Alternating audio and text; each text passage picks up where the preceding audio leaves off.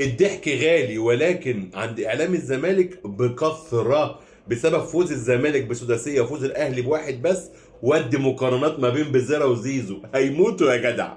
ابدا بصبحي بيه اللي بيقولوا عليه صحفي، بيقول لك ايه؟ خلصت الكره اللي عندك مع الزمالك. ايوه، هو كده جايب اخره مع الزمالك. اول ما يوصل للمستوى ده لازم يتنقل للحته الاعلى، راح النادي الاهلي ورايح تخلص الفلوس اللي عند الاهلي. لا ده دي اول ده انت بتحلم.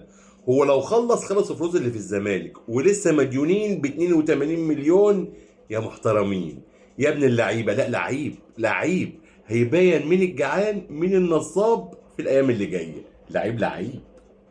هو الفرق كبير وكبير قوي، عشان لما نقارن بين اي لعيب في النادي الاهلي اللي كان بيلعب الساعه 4 وما بين اي لعيب في نادي الزمالك.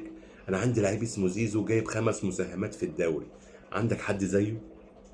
بصراحة مبروك وألف مبروك.